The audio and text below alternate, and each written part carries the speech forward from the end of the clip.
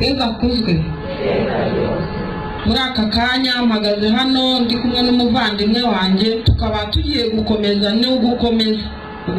kuko ndumva abavandimwe bayitangiye ku nyigisho itubwira ngo ubukristu n'imihango ya gipagani. Kristo Yesu akuzwe. Muri aka kanya rero nagira ngo wenda mbaze, ntago n'ibiganiro tugiye kugirana. Abakristo ni bandi? Abakristo batera urutoki hejuru, ko ndeba bamwe barazamura batinya, abandi bakazamura.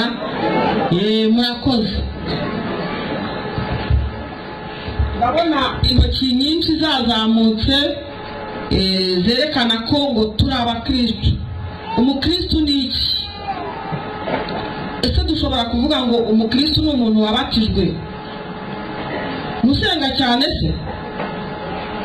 Nuwumva misa nyinshi? Mufite impano nyinshi cyane n'ubuhanuzi? Reka umuvandimwe abanze adusomere Ivanjiri yanditswe na Luka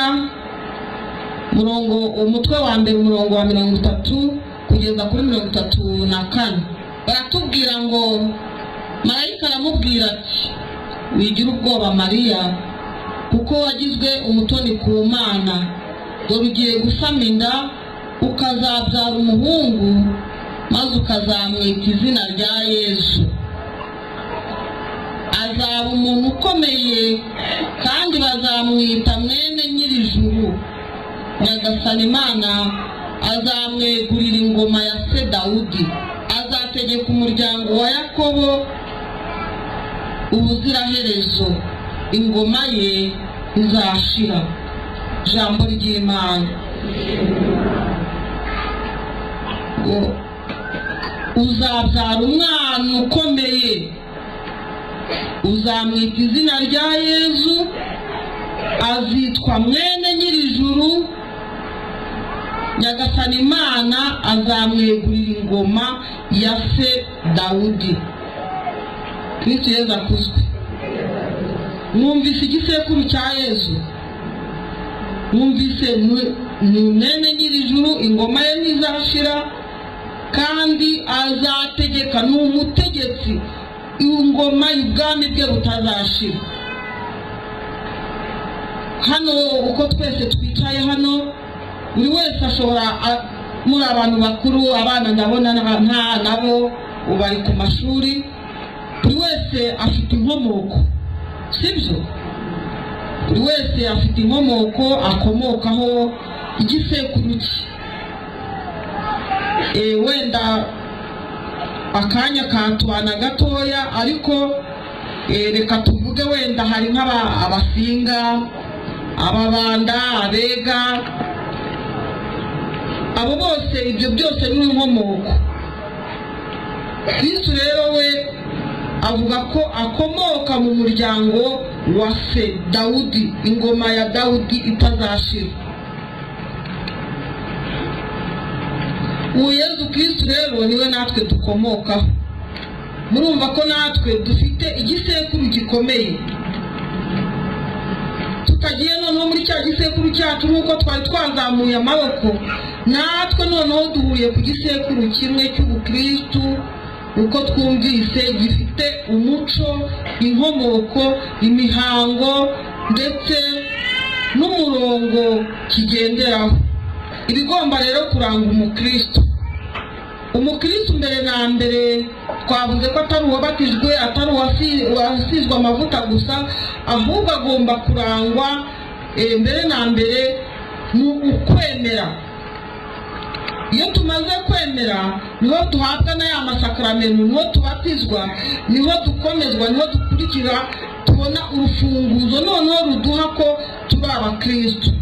Ukwemera, urukundo, kwizera, kubabarira, ndetse tukabana neza. Duhamagariwe rero kuba urumuri rwa Kristo, urumuri tukamurikira abandi. Nk'uko Ivanjiri ya Matayo umutwe wa 5 murongo wa 13 kugeza ku wa 16 tubwira ngo muri umunyu w'isi. Abamwakiriye, abakiriwe Kristo, abakristo yabahaye ububasha bwa kuba abana b'Imana n'ibimenyetso bizabaranga. Yaduhaye ububasha, uwo mwene nyir'ijuru ufite ububasha, uwo Kristo nawe w'umutegetsi ufite byose, ingoma ye ihoraho iteka idahubangana, izahoraho iteka. Natwe yaduhaye ubwo bubasha n'ibimenyetso bibiherekeza nk'uko tubisanga mu Ivanjili ya Mariko umutwe wa 16 umurongo wa 16 kugeza ku wa 18. Mu ntangiriro intumwa zakurikiye Yezu Kristo arazigisha, aziha ubwo bubasha. Nyuma nazo zikora iki? Ziramwamamaza, zirigisha kugera naho uyu munsi natwe tubasha kumenya uwo Yezu Kristo, tubasha kumenya icyo turi cyo, inkomoko yacu. Uyu munsi twazamuye akaboko ngo abakristo, turi abakristo koko nibyo, ariko abakristo bafite icyo bahuriyeho ndetse n'icyo basangiye. Reka umuvandimwe adusomere mu Byakozwe n'Intumwa umutwe wa 11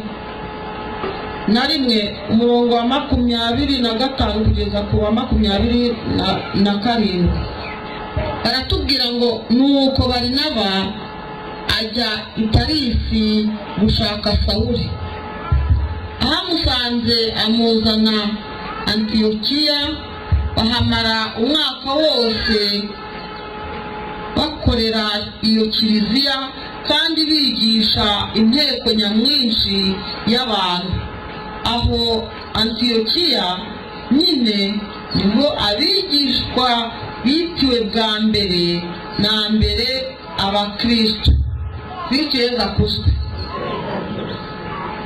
ngo aho Antiyokiya niho abakristo bitiwe bwa mbere na mbere izina ry'ubukristo ryitwa abakristo.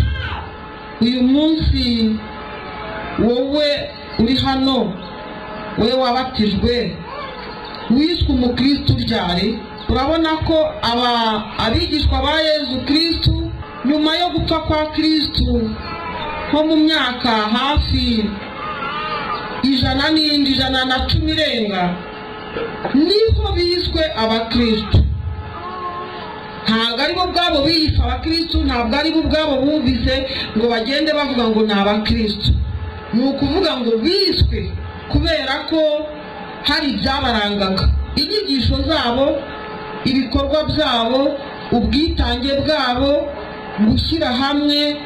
Ibyo byose nibyo byatumye abantu bababona muri uko kwigisha bati bariya ntabwo ari abantu basanzwe, ntabwo ari nkatwe, si abantu basanzwe, ahubwo ni abakristo.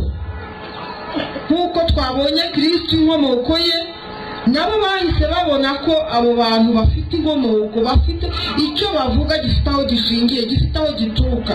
Kristo Yezu akuzwe. Ni ukuvuga ngo umukristo rero hari ibyo ashinzwe.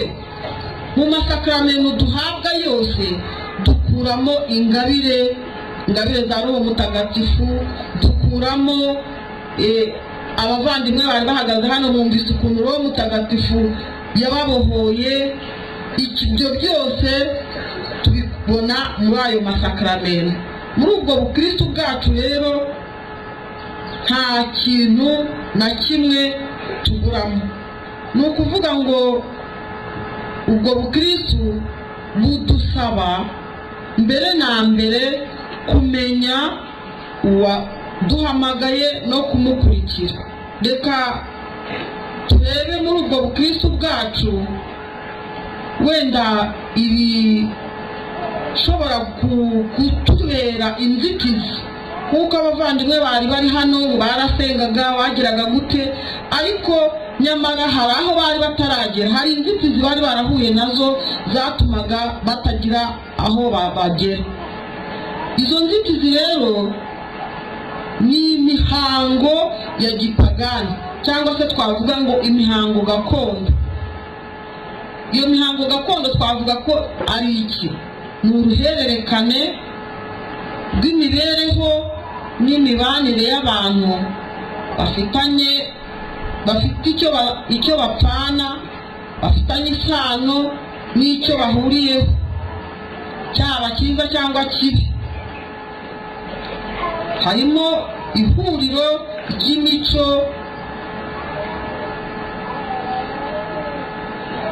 ry'imico ndetse n'imibanire. Dushobora kuba dufite hano umuvandimwe, reka agire icyo ababwira ku bukristu, kuri urwo ruhererekane rw'abantu bafitanye isano ndetse bafite n'icyo bahuriyeho. Kristo yakuzwe. Abantu bafitanye isano cyangwa bafite icyo bahuriyeho, hari imico myinshi bahuriraho, myiza cyangwa mibi. Hari imico myiza yo gukora abavandimwe bakoraga, yo gutabarana, guhekerana, guhingirana, guhana abageni. Iyo yari imico myiza idafite ikindi ikurikijeho. Hari n'imico mibi rero abavandimwe bahuriragaho wenda badafite ikintu bahuriyeho, nko kubandwa. Abantu bajyaga mu bupfumu bwo guterekera, kubandwa, bajyaga muri iyo mico ibishaka kubinjiza mu bihango, ariko nta kintu bahuriyeho. Kristo yakuzwe. Abandi bagahurira mu mico mibi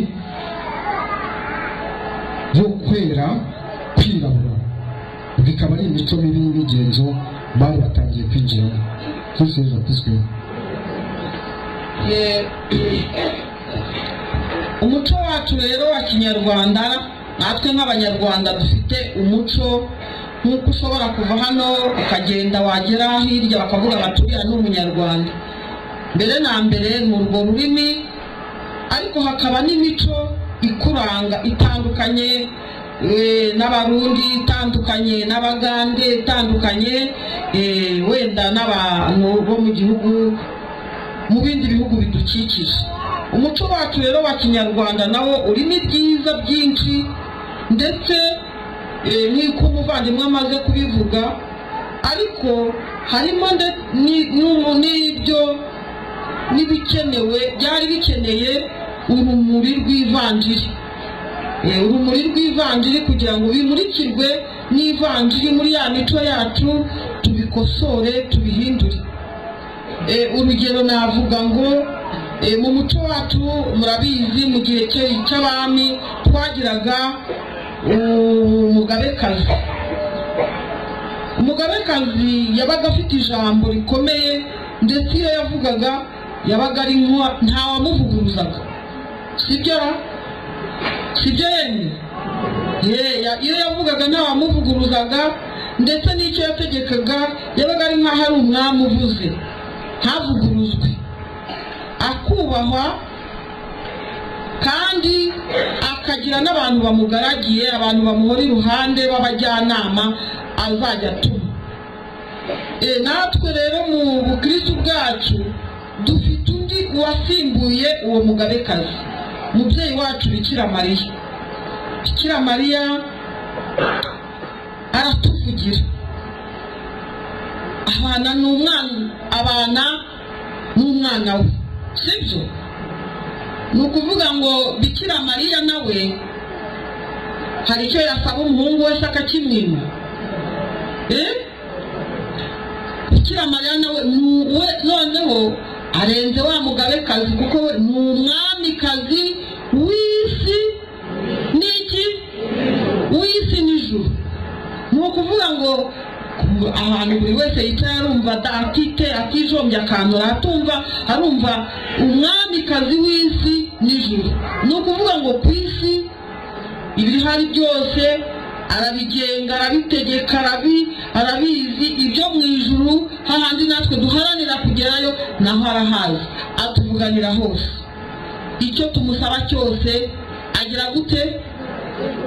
muramwibuka ari kumwe na Yezu babatumiye mu bukwe bw'ikana, bagerayo akareba akavuga ati iki kirori kugira ngo gikomeze kiryohe kandi kibe cyiza nuko iriya divayi yashize hagomba kuba hari divayi ihagije. Arababwira ngo icyo ababwira cyose mugikore. Kandi Yezu Kristo we nta nubwo yari yabonye icyo kintu, nta nubwo yumvaga rwose, ariko aragenda aramwegera ati divayi ni nkeya. Kristo Yezu akuzwe. We wari wamwegera, ninde wamwegereye akamubwira ko divayi mushiranye akamwima? Ninde? Ntawe. Niyo mpamvu rero twebwe nk'abakristo natwe dufite uwo mwamikazi wacu umubyeyi Bikira Mariya. Hari imico rero nk'abakristo niba twumva ko natwe dufite tuvugira tugomba guhindura. Hari imvugo twihaye ariko sinzi wenda niba ikiriho, murambabarira niba yaracitse, ugasanga umuntu w'umukristo nyine koko wabatijwe aravuga ngo kiliziya yakuye kirazira. Sibyo ra? Ntitubivuga? Tuvuga ngo ntiyivugwa se? Yararangiye. Kiliziya yakuye kirazira. Iyo mvugo rero siyo nta nubwo ari ukuri koko, kuko kiliziya ntabwo yakuye kirazira, kuko kiliziya nayo ifite za kirazira. Kirazira yayo ndagira ngo kirazira zayo do mwazibonye ariya hakurya, kirazira 10 hagakurikiraho kirazira zindi 7. Ni ukuvuga ngo kiliziya ntabwo yakuye kirazira, kuko kirazira nayo irazifite mu mategeko 10. Nta hantu batubwira gukora ikibi. Gusenga Imana imwe yonyine, gusenga Imana imwe gusa, ukaba ari ukunda gusa gupfukamira Imana, kudapfukamira ibigirwamana. Ariko impamvu iyo kirazira batubwira gusenga Imana imwe nuko mu muco wacu wa Kinyarwanda twari dufite indi Mana twasengaga. Ninde wayindushara? Imana twasengaga tutaramenya ya Mana imwe. Yego arakoze cyane, anavuze cyane ati hari Ryangombe twasengaga, twari dufite Imana yacu yitwaga Ryangombe, yongeyeho na Nyabingi. Urumva bakatubwira ngo kirazira gusenga Ryangombe, kirazira kugira indi Mana upfukamira, ntuzasambane. Uyu munsi mu muco wacu harimo gucikura gukazanura. Ni ukuvuga ngo iyo ni kirazira yacu ya kiliziya yaje gukuraho wa muco wacu. Hakabaho ngo gucakunda byari ukunwana. Abantu ba kera iyo bagaragazaga ko bakundana baranywanaga, bakaba bagiranye igihango gikomeye. Uyu munsi natwe dufite uwo tugirana igihango. Hari guhazwa. Kristo Yezu akuzwe. Twebwe ntabwo ducakunda, turahazwa, tukaba tumwanye na Kristo burundu, kuko aduha umubiri we wose n'amaraso ye. Ntabwo ari ka gatonyanga abanywanaga banywaga, twe aratwiha wese, atwiha wese umubiri we n'amaraso ye. Iyo watatiraga igihango cyaragusamaga. Sibyo ra? Sibyo?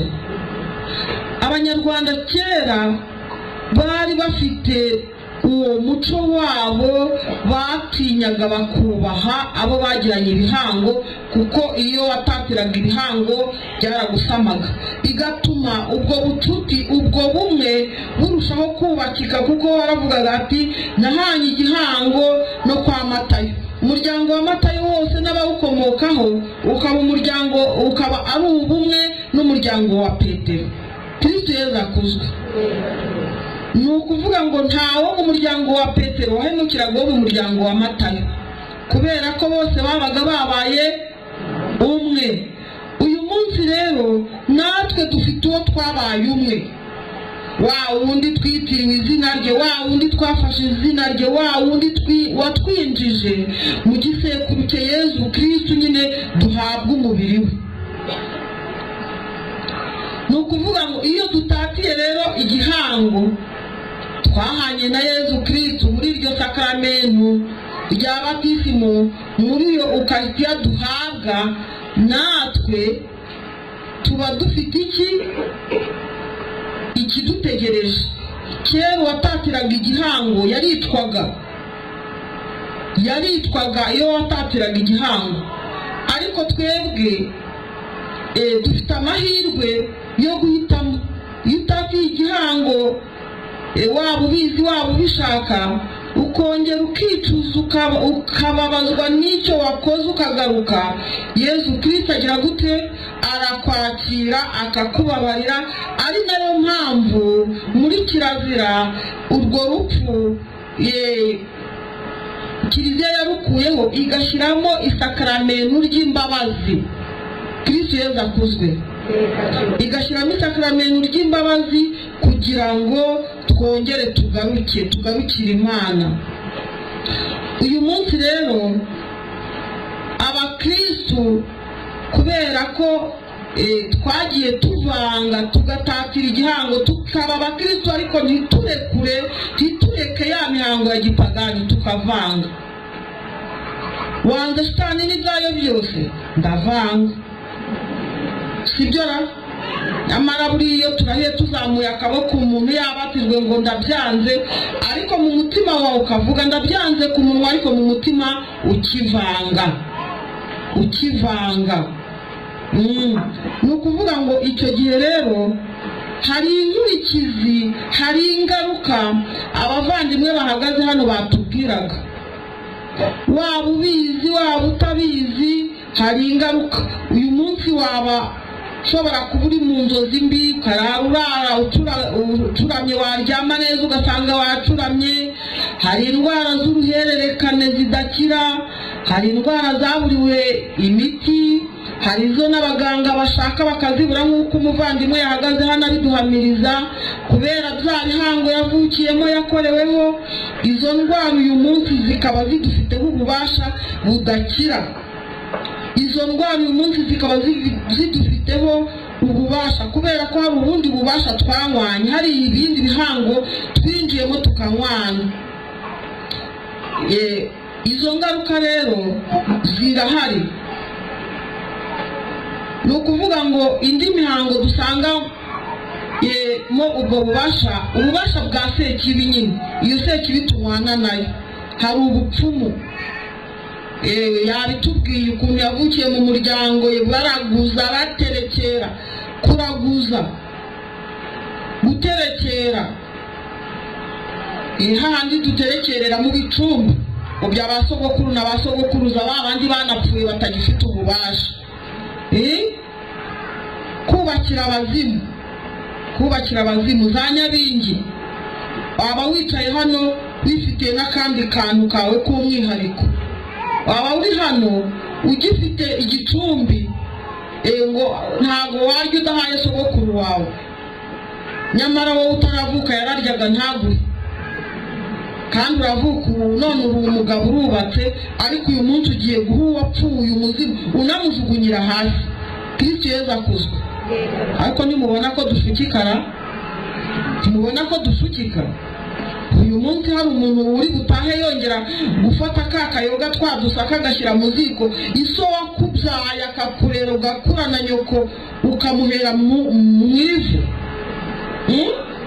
Sukura mukundara ukamuha gatonyanga, ubundi ukigotomera ukamuhera mu ivu, ukamuhera mu muriro. Nyamara Kiliziya yo iratubwira ngo uwo mubyeyi wawe uwo wamushimiye umusabira misa. Kristo Yezu akuzwe. Hari ibindi mu muco wa Kinyarwanda nabyo bitugiraho ingaruka tuzi. Kunywa amasubyo, umuntu wawe agapfa upfushije umubyeyi wawe ngo bakazana n'abuzukuru banywa imiti banywa amasubyo abandi bakajya mu kwera no kwirabura gukazanura. uwo wari umuco w'abanyarwanda wo gukazanura. arangiza ngo bamuhaye inka y'ibibero. ya nka y'ibibero yashoboraga no kuvamo umwana, ntabwo ubizi ugasama. noneho wa mwana uvuye muri ya nka y'ibibero uyu munsi akaba umujura, umusinzi, umusambanyi, indwanyi, ikihebe. warangiza uti umwana wanjye byagenze gute? reka njye kumubariza. ukaba usubiye hehe? kwa Ryangombwa. kandi nyamara ari wowe wagize gute? yavukiye mu cyaha. uyu munsi uracyamubaza iki kandi yaravukiye mu cyaha? izindi ngaruka hari iyo tugiye mu bapfumu. Kristo Yezu akuzwe. ujyana amacandwe, abandi amafaranga, bakagutuma ihene cyangwa inkoko y'ibara rimwe. ibyo byose uyu munsi turabijyana, umupfumu akabisigarana. nari ngiye kuvuga ngo akabibatiza, ntabwo abibatiza, ariko hari sinzi ikinyarwanda nabivugamo. nawe akabikoreraho ububasha, bwa bubasha bwa bya bindi ujyanye. uyu munsi bikakugiraho ingaruka. umuntu akaza ati ngewe mfite inyatsi, ngewe singitunga, amatungo yanjye ararambura, nta kibyara. kandi nyamara ingaruka ni wowe wagize gutera. amafaranga yawe wayashyiriye umupfumu, umutungo wawe nyine amacandwe, ubuzima bwawe waba umuhaye, mwanywanye, sibyo? ibindi nanone tubona, izindi ngaruka, kugirana amasezerano na Sekibi yanditse, cyangwa se ugatanga umwana wawe w'igitambo kwa Sekibi.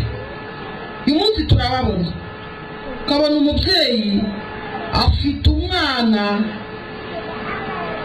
yamugize umugirwa wa Nyabingi, yasinye amasezerano, arashaka wenda ngo kwiga kaminuza, yarangiza akabona akazahara, akajya atwara indege ziguruka ahari simbiza. ubwo bukungu ushaka, uwo mukiro ushaka, utaye Kristo, ufite byose, ukawushakira mu gutanga umwana wawe ngo abe igitambo cyo kugira ngo wowe uzakire.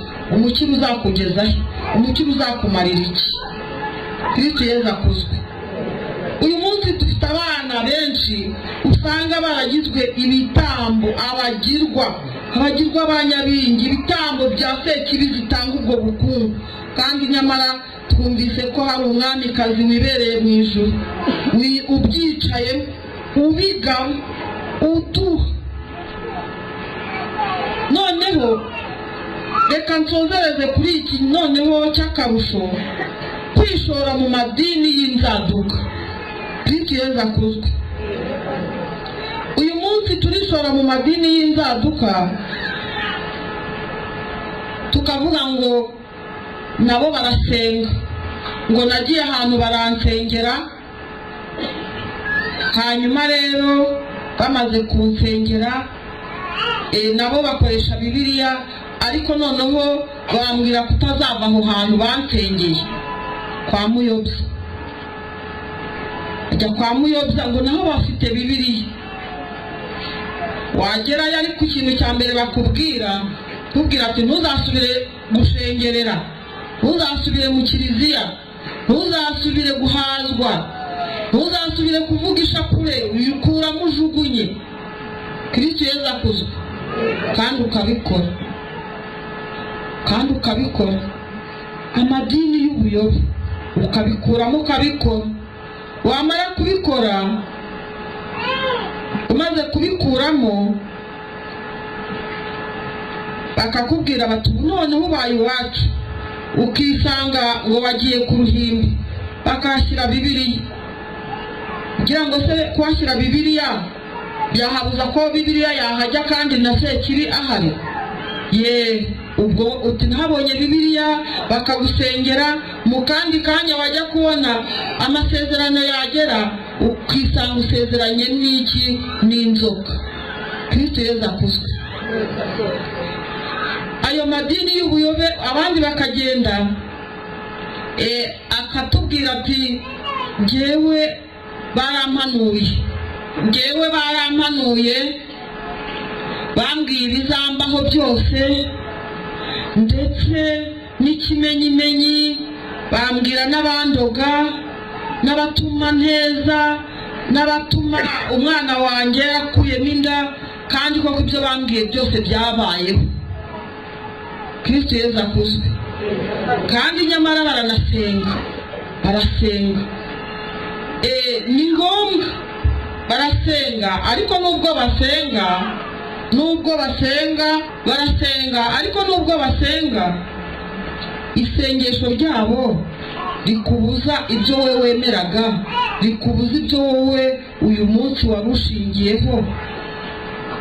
Sekibi igomba kuguhanura nyine ibyakubayeho. Ninde wabiguteje? Ninde uteza ibyagora? None se ibyo ateganya kuzaguteza byo ntabizi? Ibyo yaguteje se arabiyobewe? Kubikubwira urumva ari igitangaza? Bampanuye, barasenga. Reka umuvandimwe adusomere twumve ukuntu aha amadini y'ubuyobe Imana iyavuga.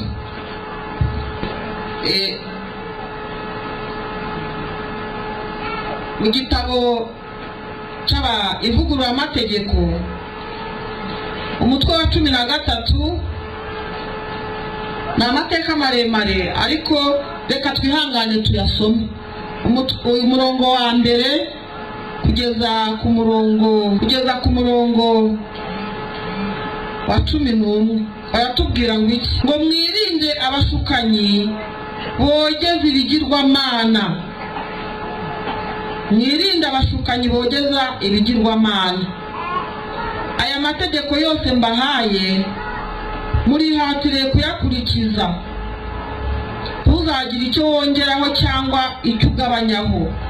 Nihagira umuhanuzi cyangwa umubonekerwa waduka muri mwe, naho yaguhanurira ikimenyetso cyangwa igitangaza kizaba, maze icyo kimenyetso cyangwa icyo gitangaza yari yakubwiye kikaba koko, nuko akakoshya agira ati reka tuyoboke imana zindi tuzisenge, imana utigeze umenya. Ntuzumve amagambo y'uwo muhanuzi cyangwa witabire inzozi z'uwo mubonekerwa, kuko ubwo ari Uhoraho Imana yanyu uzaba ubagerageza kugira ngo arebe niba koko muri abantu bakunda Uhoraho Imana yanyu n'umutima wanyu wose n'amagara yanyu yose. Uhoraho Imana yanyu niwe wenyine mugomba gukurikira no gutinya. Amategeko ye niyo mugomba gukurikiza, ijwi rye niryo mugomba kumva, niwe mugomba gusenga, niwe mugomba kwizirikaho. Naho uwo muhanuzi cyangwa uwo mubonekerwa muzamwice, kubera ko azaba yababwirije kugomera Uhoraho Imana yanyu, wabakuye mu gihugu cya Misiri akababohoza mu nzu y'ubucakara. Uwo muntu yari agamije kubatesha inzira y'Uhoraho Imana yanyu yababwirije gukurikira. Muzakure ishyano hagati yanyu. Reka mbe ndekeye hano, ahandi namwe muraza gukomeza, sibyo? Ngarukiye ku murongo wa 6 ati uwo muhanura b'inyoma, uwo mubonekerwa abo muvuga ngo barasenga ngo baduhanuye batubwiye baragira bati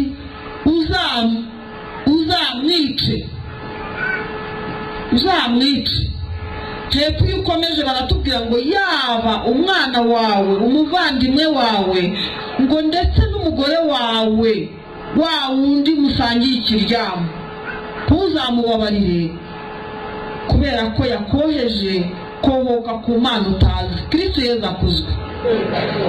Ubaho wicaye uravuga uti yewe wa wundi wanjyanye mu bapfumu turabonana. Urwo rupfu hano barimo kutubwira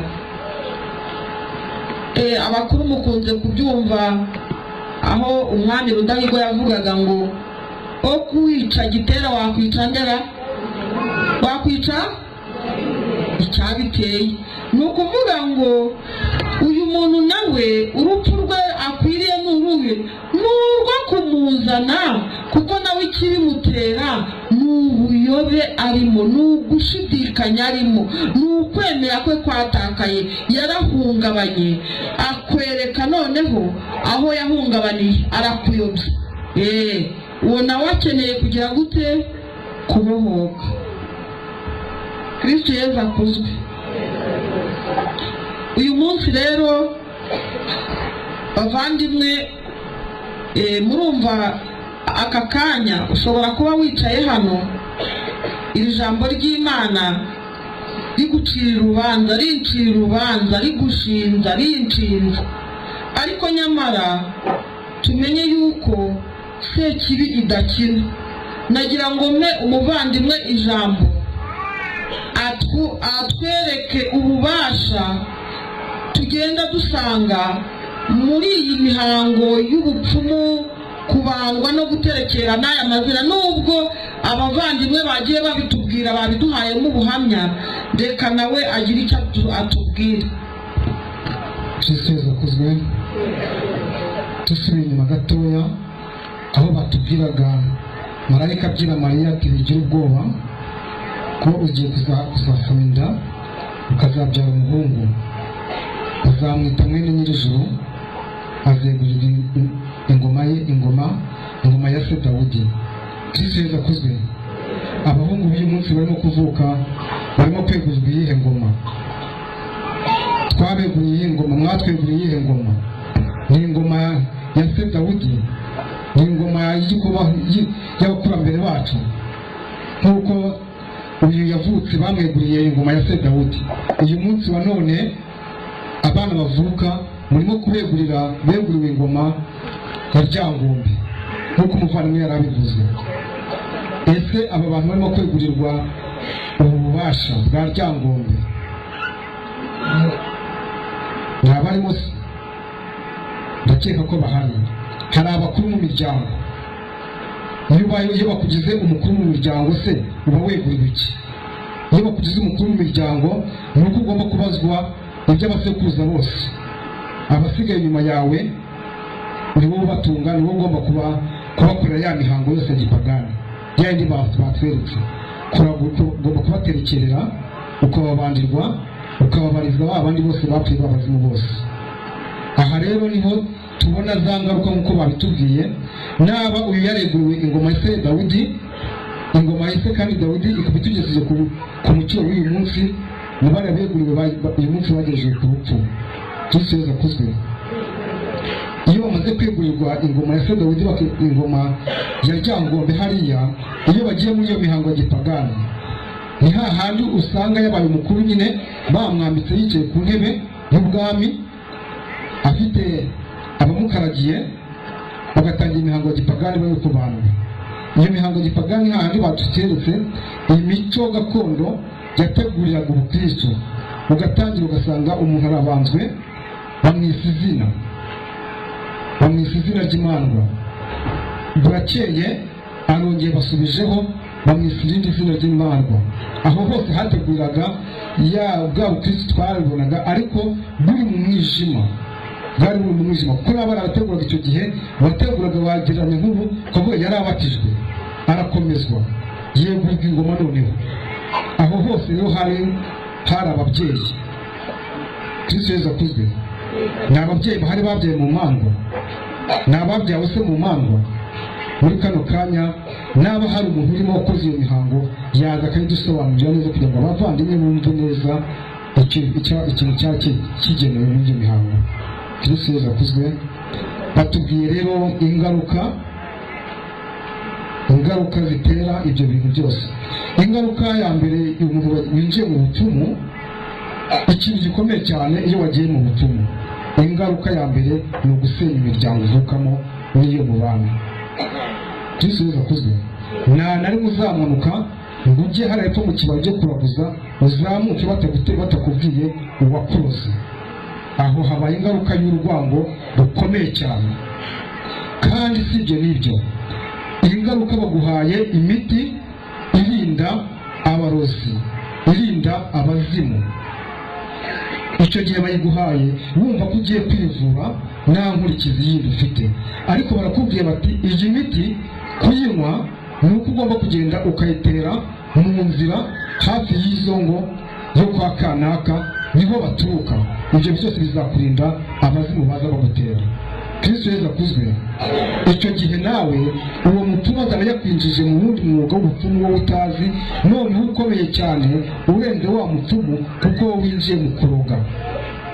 Wowe winjiye mu kuroga, nawe uteye iriya miti umuntu uhanyura niwe wandura. Ubwo icyo ni igikorwa cya mbere cy'ingaruka mbi wowe uzi utazi utamenye yuko bizakubaho. Kristo Yesu akuzwe. Baguhaye ibiti byo gusasira mu nzu kugira ngo nujya kuryama umugabo abiryameho ngo muzabone amahoro. Ariko uyu munsi wa none bya biti ntabwo uzi ko bitugira ingaruka. Uyu munsi uraryama cyangwa umwana wawe akaryama acuramye, akarara ahekenya amenyo, ukavuga ati umwana wanjye nagasinzira. Uyu munsi nawe uraryama ukabona inzozi, ukabona ibisimba, kuko wabyinjije mu nzu yawe utabizi. Uyu munsi wa none baraguha imiti ukagenda utera mu nzu. Kristo Yesu akuzwe. Wamara kuryama ukabona inzira iraka, ukarara uvuza induru, inzu yahiye, bwacyo ukabona umuriro. Izo ni ingaruka zose zituruka mu bubasha bw'ibyo twinjiyemo bw'ubuyobe. Ariko nubwo bavuga ubona ububasha, nta bubasha bwa sekibi bubaho. Kristo Yesu akuzwe. Tubyumve neza, mutavuga ngo sekibi amashitani afite ububasha. Afite ububasha kutemera. Naba wemera Yesu Kristo, zira sekibi nta bubasha zigufiteho, zihinda umushyitsi zikikubita hasi. Nta bubasha bwa sekibi, ariko iyo wabwihaye ukabwemera ubwo bubasha buraza. Kristo Yesu akuzwe. Izo ni ingaruka zindi. Ingaruka zo kubandwa, uyu munsi murabandwa mukitwa amazina, mukaryama. Umwana wawe w'uyu munsi ibyo mwakoraga kera birimo kumutera. Shaza aho bituruka, shaza aho bikomoka, kuko yabandiwe abazimu bapfuye ba kera. Uyu munsi arakeneye kubabandirwa, akeneye kubaterekerera, arabakura yuko atabazi. Izo ni ingaruka. Uyu munsi wa none hari ingaruka nyinshi. Umukobwa w'uyu munsi cyangwa umugabo cyangwa umusore arabura umugabo akajya kuraguza ashaka umugabo. Umupfumu akamuragurira, akamuha imiti imutera kugira ngo azabone umugabo, cyangwa iwabo bakamuterekerera bakamubonera umugabo kubera ko afite ngo nyirasenge wapfuye atarashatse. Kristo Yesu akuzwe. Uwo nyirasenge wapfuye atarashatse naba uyu mukobwa w'uyu munsi agiye gushaka, ntabwo ari ugiye gushaka, kuko baramuterekerera bamusira inzira ajya gushyingirwa, ariko agende mu kigwi cya nyirasenge wapfuye atarashatse. Uyu munsi aho agiye gushaka rero ntabwo agiye gushaka ari umugabo we, kuko ntabwo ari ushyingiwe. Niho tubona ingaruka z'uyu munsi. Ukarya mu nzu ariko ubushake bwo mu nzu bukabura bw'umugabo n'umugore, kuko umugabo ufite si uwawe, afite Mariya yashatse bamuhaye, naho Begiya yashyingiwe yagiye ku mugaragaro we, ntabwo ari aho ngaho. Kristo Yesu akuzwe. Muvandimwe arababwiye, murimo kubyumva.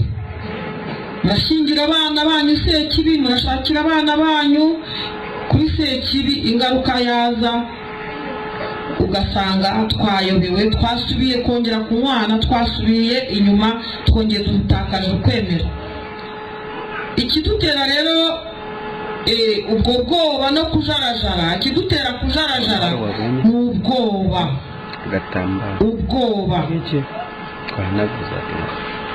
Igitabo cy'ubuhanga kitubwira ubwoba. Ubuhanga umutwe wa 17 murongo wa 12 utubwira ngo ubwoba ni iki. Ubwoba rero si ikindi ni ukubura ubwenge butekereza. Uko umuntu agenda abura ibitekerezo bishyitse, niko arushaho gukurikiza impamvu atazi zituma ahagarika umutima, tugapfukamira ibigirwamana, tukagwa mu cyaha gutyo. Ubwoba ngo ni ukubura ibitekerezo bihamye. Nyamara duhabwa mu masakramento ryo gukomezwa, duhabwa ingabire 7. Ingabire y'ubutwari ituma ubwo bwoba. Ingabire y'ubutwari duha kuba intwari ze igira ubwoba. Nta nubwo rero tumenye, tukajarajara, tugatakaza ibyiza byacu, tukajarajara tujya gushakisha n'ibyo tutazi. Nyamara ibyo twebwe tuzi tukabirengaho, tukigendera, bityo tukagwa mu cyaha. Mwene Siraki umutwe wa 21 umurongo wa 1 kugeza ku wa 3 atubwira icyo cyaha ni kibi. Icyaha iyo cyadusatiriye ni nk'uko wakandagiza akaguru mu mwobo urimo impiri, kirakuruma, kiragufata, ntikikurekura. Niyo mpamvu rero tugomba kwizitura, kwibohora. Bavandimwe, mureke dupfukamire Kristu, umuvandimwe wacu. Dupfukamire Kristu wadusangije ubuzima, akatwemerera kuvukana nawe, maze duhinduke. Mu byakozwe n'intumwa umutwe wa 8 ntabwo tuhasoma, umwanya muzajya mwisomera. Umutwe wa 8 umurongo wa 1 kugeza ku murongo wa 13 utubwira umupfumu w'ikirangirire witwaga Simoni. Simoni yari umupfumu wari warayobeje abantu. Wenda dushobora kuvuga ngo abatuye Muhanga umupfumu ukomeye n'uwuhe, abatuye Buringa umupfumu wari n'uwuhe, abatuye mu Byimana umupfumu uri za Kirengeri n'uwuhe ukomeye kurusha abandi, uri za Mayebe za Muyunzwe. Simoni rero nawe yari umupfumu ukomeye wari muri Antiyokiya, wayobyaga abantu kugera n'ubwo yari yarifatiye abagore, abana, ariko ngo n'abagabo bajyagayo n'abagabo bajyaga kuraguza. Noneho Simoni we yakoze iki? Yumvise Filipo arimo kwigisha ijambo ry'Imana, akora ibitangaza, yirukana roho mbi, nawe aragenda arareba tububasha ntibusanzwe, arahinduka, aremera, arabatizwa, ndetse n'abamwemeraga bose bahita bamukurikira. Abo yari yaragushije, abo yari yarayobeje bose bahita bamukurikira, nabo baremera, barabatizwa. Kristo Yesu akuzwe. Kwemera uyu munsi dukeneye ingabire ikomeye yo kwemera, kugira ngo yabatisimu twahawe tuyivugurure. Roho Mutagatifu adufashe kuyivugurura, kuko niwe utubohora, niwe utuma tuva mu cyaha, niwe utubera urumuri kugira ngo tuve mu cyaha. Dufite rero amahirwe ko Kiliziya nk'umubyeyi ariyo ibidufashamo, ndetse n'uru rugo twicayemo, urugo rwa Roho Mutagatifu, rukadufasha nk'uko abavandimwe bahagaze hano imbere akavuga ati ngiye baramfashije, bangira inama z'uburyo bwo kubohoka no kwibohora kuri iyo ngoyi. Bavandimwe rero, ntago ari iterabwoba twari turimo kubabwira cyangwa se twabahaga, kugira ngo mugire ubwoba, ariko nyamara ni ukubereka ngo hari ibitubaho byinshi, izo ngaruka tuzikurahe. Wa muco twavukiye uyu munsi tuwiyambure uwo muco, kuko ivanjiri yaje ikawumurikira. Twiyambure uwo muco wagombaga kumurikirwa n'ivanjiri, nyine twambara umuco w'ijuru, twambara ubwo bubasha bw'ijuru, tuba abakristo koko, ku buryo noneho uyu munsi no kuba umukristo wabatijwe no kuba ari ngewe ubyibonaho, ahubwo ni intambuka abantu bavuge bati uriya ni umukristo. Ariko si umukristo gusa, ni umukristo gatolika, uriya ni umugatolika, kuko ibyo akora bifite isura ya kiliziya. Imvugo ye ni imvugo ya kiliziya, imvugo ye ni imvugo ya kristo koko. Twambare rero uwo mwambaro, kandi uwo mwambaro n'ubundi twambitswe tubatizwa wera, twongere tuwuvugurure usubirane urwo rubengerane. Hari izindi ngaruka zikomeye kuri uyu munsi, aho uri kubura urubyaro ukajya kuraguza ushaka urubyaro. Ukajya kuraguza uyu munsi, umupfumu ukabawe aguha urubyaro inshuro nyinshi ugiye ku bagabo, ukavayo rero mubyaranye. Uyu mwana afite ububasha bwa sekibi. Uyu mwana uyu munsi ari kuvuka, uyu munsi ari kuryama, uyu mwana ugasanga uyu munsi abahindutse inzoka, uyu munsi arimo kukurya, uyu munsi arimo kugira gute, uyu munsi arimo kwigaragura hasi yakunaniye. Ukibaza uti uyu mwana byagenze bite? Nyamara wagiye gushaka uyu mwana siyaciye mu nzira nziza, kuko wamuhawe na sekibi, ni uwa sekibi nyine.